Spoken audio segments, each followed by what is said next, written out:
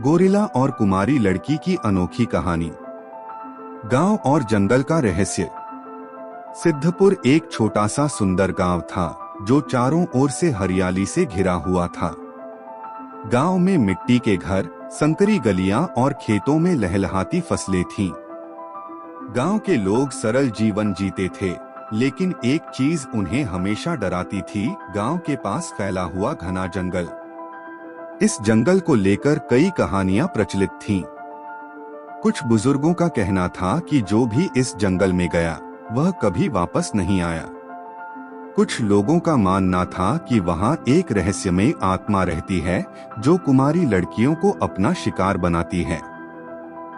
इस कारण गांव की लड़कियां जंगल के आसपास भी जाने से कतराती थीं। लेकिन 19 साल की अवनी इस डर को अफवाह मानती थी।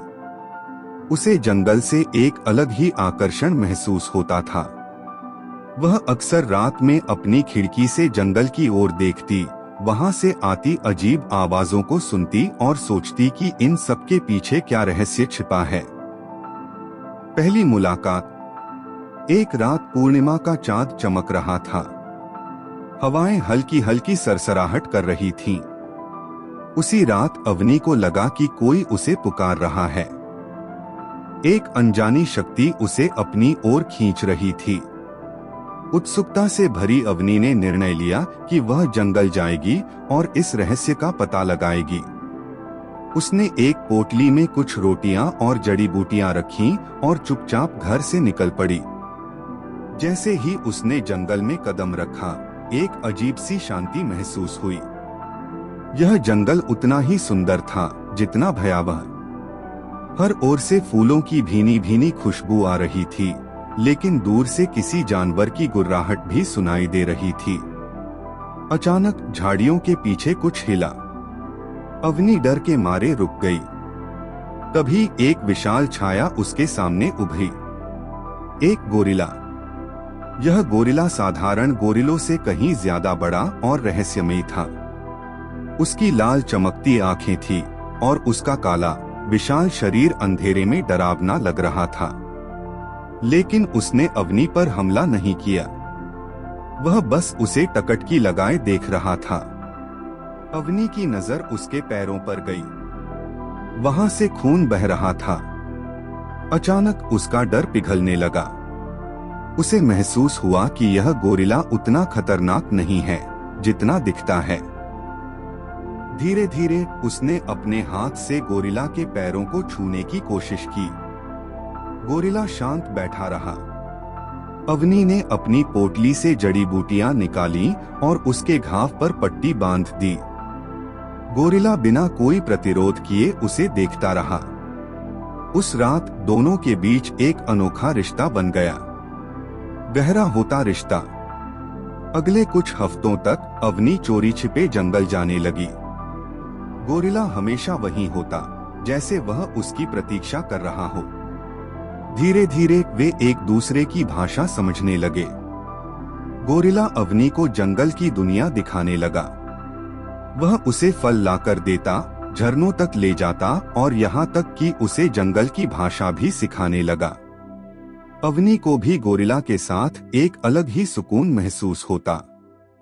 लेकिन फिर अचानक अवनी ने जंगल में जाना बंद कर दिया। गोरिल्ला उसे ढूंढता रहा, लेकिन वह नहीं आई। शादी और तबाही। कुछ दिनों बाद गोरिल्ला ने देखा कि गांव में कुछ हलचल हो रही है। जब वह चुपके से गांव की ओर गया तो उसने देखा कि अवनी की शादी हो रही थी। यह देखकर गोरिल्ला गुस्से से पागल हो गया। वह गांव में घुस आया और इधर-उधर चीजें तोड़ने लगा। लोग डरकर भागने लगे। शादी की रस्में टूट गईं। अवनी रोने लगी। उस रात गोरिल्ला जंगल में अकेला बैठकर रो रहा था। तभी अवनी वहां आई। मेरे घरवाले मेरी शादी जबरदस्ती करा रहे थे, अवनी ने रोते हुए कहा। उस रात जंगल में कुछ अजीब हुआ। अचानक हवा में सरसराहट हुई। पेड़ हिलने लगे। गोरिल्ला ने अवनी का हाथ पकड़ लिया और उसे जंगल के गहरे हिस्से में ले गया। जंगल का जागना।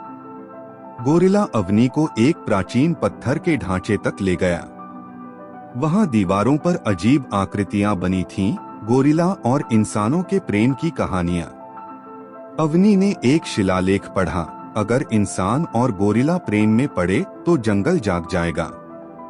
अचानक जंगल में कुछ बदलने लगा।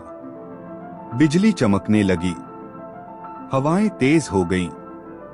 गोरिल्ला ने अवनी की ओर देखा।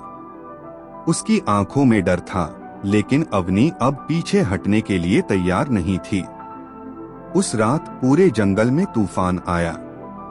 बिजली कड़की, पेड़ झूम उठे और फिर गोरिल्ला और अवनी की आत्माएं एक हो गईं। अवनी का परिवर्तन। अगली सुबह जब अवनी उठी तो उसे एहसास हुआ कि कुछ बदल गया है।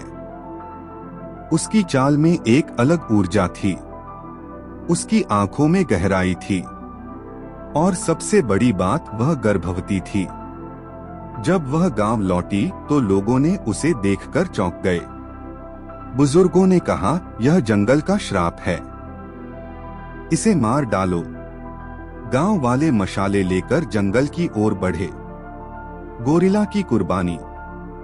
गोरिल्ला ने दूर से अवनी की गंध महसूस की और वह गांव की ओर बढ़ा। लेकिन जैसे ही वह गांव में दाखिल हुआ, लोग चिल्लाने लगे, इसे मार डालो। गोरिल्ला ने कोई प्रतिरोध नहीं किया। वह अवनी के पास गया, उसके पेट पर हाथ रखा और गांव वालों की ओर देखा। उसकी आंखों में सिर्फ एक सवाल था, क्या तुम हमें स्वीकार कर सकते हो? लेकिन जवाब में भाले चले। गोरिल्ला जमीन पर गिर पड़ा। अवनी चीख उठी, तुमने मुझसे मेरा प्यार छीन लिया। जंगल की नई रानी। कुछ महीनों बाद अवनी ने एक अनोखे बच्चे को जन्म दिया। वह आधा इंसान था और आधा गोरिल्ला। गांव वालों ने उसे शैतान की संतान कहा और उसे मारने की कोशिश की। लेकिन अवनी अपने बच्चे को लेकर जंगल की ओर भाग गई। अब वह जंगल की नई रानी बन गई थी।